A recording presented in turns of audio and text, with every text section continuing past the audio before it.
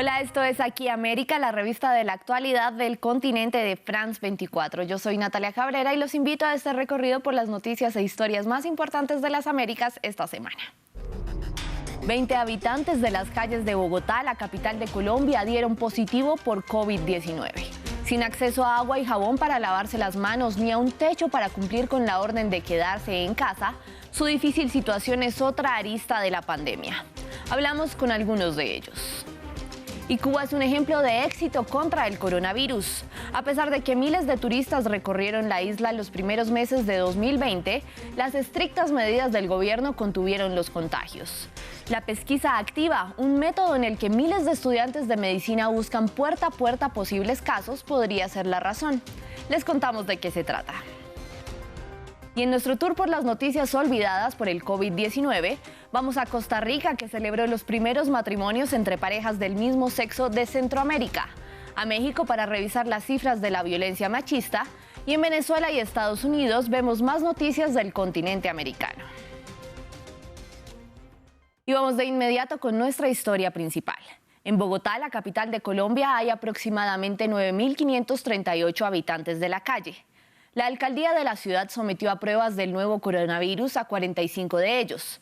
20 dieron positivo por COVID-19 y están en aislamiento y recibiendo atención médica por parte de las autoridades. Enfrentar la pandemia y cumplir con las principales recomendaciones como lavarse las manos y quedarse en casa es imposible para ellos, no solo porque no tienen un techo, sino porque además deben seguir buscando su sustento. Y las autoridades no dan abasto para darles un plato de comida. Nuestro equipo en Bogotá, Auror Bayut y Luis Muñoz, nos cuentan cómo enfrentan la pandemia aquellos que no tienen hogar. Quédate en casa es un lema que no todo el mundo puede cumplir. Sin un techo, los habitantes de calle de la capital de Colombia no tienen cómo protegerse del virus. Según un censo oficial del año 2018, en Bogotá hay 9.000 habitantes de calle. Esto significa que 9.000 personas no pueden hacer una cuarentena en casa. Además de no tener dónde vivir, tienen que seguir buscándose la vida en una economía paralizada.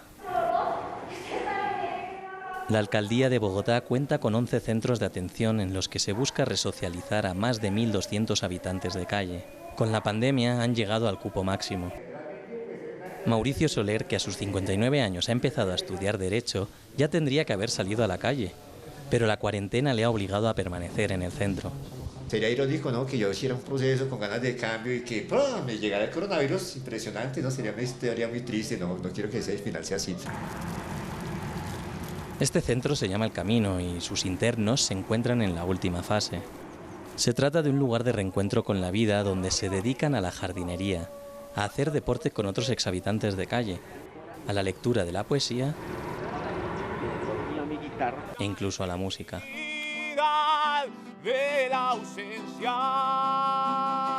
Pero el COVID-19 demora su reintegro a la sociedad. Muchos de ellos siguen formándose acá encerrados con las ansias de ser incluidos, de empezar a trabajar, pero el riesgo es una sociedad diferente, una sociedad con más miedo, una sociedad más encerrada y no con los mismos circuitos económicos. Esta posibilidad atemoriza a Paola Hernández Torres, que vivió durante 7 años en la calle, mientras ejercía la prostitución y que ahora espera poder dedicarse al estilismo.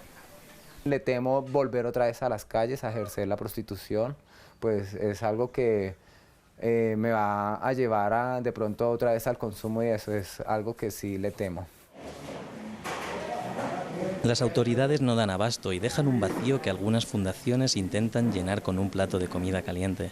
En estos centros los visitantes diarios también se han duplicado. Pues con el aislamiento obligatorio entonces quedamos sin trabajo. Sí, totalmente desamparados. Uy, difícil, ¿no? Fue difícil los primeros días y todo cerrado, no encontrábamos qué comer. Yo no sé, yo aguanté hambre como 4 o 5 días. Estamos en una guerra de hambre, en una guerra de necesidad, en una guerra de pobreza y más encima se suma el coronavirus, que es peor que todo. Aida Cano es voluntaria y una figura respetada por toda la comunidad. Considera que las medidas de confinamiento no tienen en cuenta a los habitantes de calle. Para ellos, pues, ¿qué casa? ¿Será en la esquina donde duermen? Las autoridades bogotanas realizaron 45 pruebas de COVID-19 a habitantes de calle. 20 dieron positivo. En las calles, las medidas de higiene y distanciamiento social para evitar la propagación del virus no existen. Y sin baños públicos, el abandono parece ser la verdadera pandemia. América es el epicentro de la pandemia de COVID-19, pero dentro de la región se destacan casos de éxito como el de Cuba. Con poco más de 80 fallecidos parece ganar la batalla contra la enfermedad. Al parecer, las estrictas medidas del gobierno han contenido la propagación del virus. Una de ellas es la llamada pesquisa activa que se lleva a cabo por toda la isla para localizar los casos de contagio. Una labor que llega hasta las zonas más remotas del país. Veamos el informe de Andrés Mesa Muñoz y José Goitía. Es una minuciosa labor en Cuba. Puerta a puerta, médicos y estudiantes de medicina llegan incluso hasta las zonas más remotas de la isla para rastrear los casos de COVID-19. Lo que estamos haciendo es la pesquisa. Sí. Es pesquisa. Es pesquisa. Yo creo que el pesquisaje es un factor muy importante, porque se llega día a día al domicilio, se le hacen las preguntas personales a todos los miembros del domicilio y ahí han salido problemas. Con este método conocido como pesquisas activas, se pretende localizar y aislar los casos positivos de coronavirus y además vigilar estrechamente a todos quienes hayan podido verse expuestos y así cortar la cadena epidemiológica. Es una labor diaria que además ha contado con la colaboración de la ciudadanía. No se nos ha dado esa situación de que alguien oculte los síntomas y que esconda información y estén enfermos y no lo digan. Ellos siempre, al más mínimo síntoma que tienen, acuden al consultorio, nos los dicen cuando estamos nosotros visitando, para entonces determinar qué tenemos que hacer con esos pacientes. La estrategia no es nueva. Desde hace años se aplica a grupos de riesgo, pero ahora se ha extendido a toda la población debido a lo rápido que puede propagarse el virus. Es tal vez la razón por la que Cuba es uno de los países con menos muertes por coronavirus en toda América Latina y el Caribe. Además de aplicar estrictas medidas por las que se han confinado barrios enteros, se han cerrado las fronteras y se ha restringido el acceso a sus paradisíacas playas. Y vamos a hacer un tour por la región para revisar otras noticias del continente americano. Costa Rica se convirtió en el primer país de Centroamérica en legalizar el matrimonio entre parejas del mismo sexo. En una histórica jornada, varias parejas se dieron el sí acepto, se pusieron las argollas y se besaron con sus mascarillas puestas para cumplir con las medidas contra el COVID-19. El hecho se da después de que la Corte Interamericana de Derechos Humanos emitiera en 2018 una opinión favorable y diera 18 meses a la Asamblea para legislar al respecto, o se derogaría el Código de Familia que lo prohibía. Al vencerse el plazo, las uniones se hicieron legales. Y otro feminicidio en México volvió a encender la ira. Diana, una joven de 21 años, fue herida con un arma blanca 39 veces en Nayarit. El hecho despertó nuevas protestas, pues antes de que se iniciaran las medidas de confinamiento, el movimiento feminista estaba en auge, en rechazo a asesinatos de niñas y mujeres. Al tiempo, las autoridades revelaron que abril registró la cifra más alta en la historia de asesinatos violentos de mujeres. 267 fueron asesinadas en abril de 2020, un 6.9% más que en el mismo mes de 2019.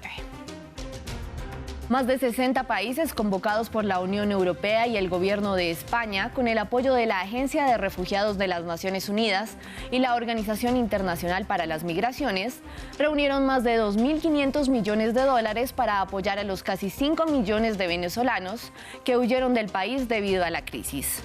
El presidente Nicolás Maduro respondió que los donantes son estafadores y agregó que más de 50.000 venezolanos han regresado desde el inicio de la pandemia del COVID-19.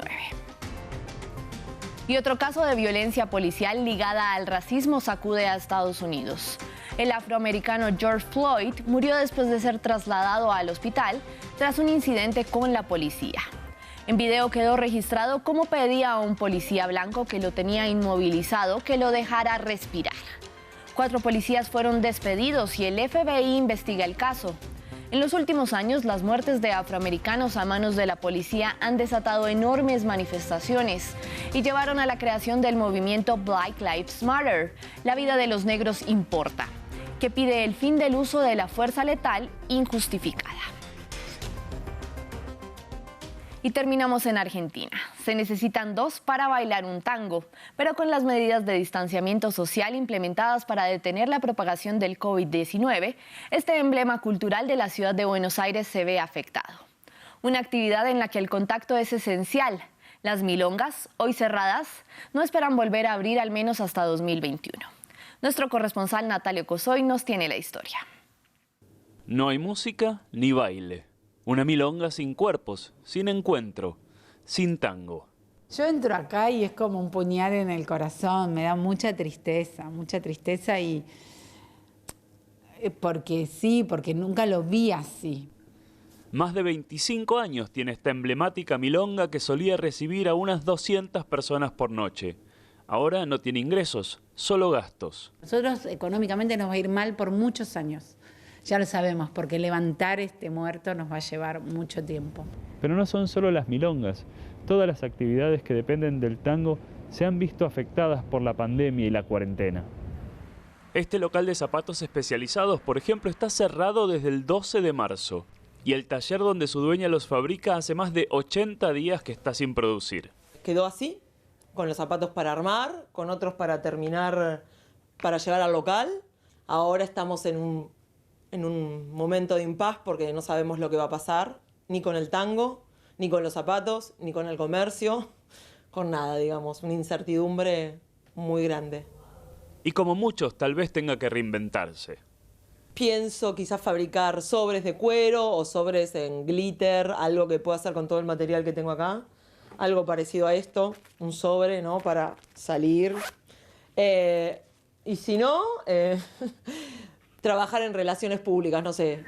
¿Ves? Ahí insertamos un... En La Viruta también empezaron a buscar actividades alternativas, clases y eventos a través de internet, para mantener el vínculo con quienes solían ir a la milonga. Pero la esperanza está puesta en volver a abrir, en volver a llenar este salón de música y de baile. Yo creo que la gente va a volver y se va. No me puedo imaginar de otra manera. ¿Qué vamos a bailar alejados? No es tango. No va, lo más lindo del tango, el goce más lindo del tango para una mujer es estar en brazos de un hombre de esa manera y que te haga dibujar en el piso y con tus piernas una danza que, viste, es como un diálogo perfecto. Pero en el ambiente del tango creen que para que regrese ese diálogo habrá que esperar al menos un año. Gracias por acompañarme en esta emisión de Aquí América. En redes sociales me encuentran como @NataliaCabreraF24 y en nuestra página web france24.com hay más noticias de las Américas y del mundo.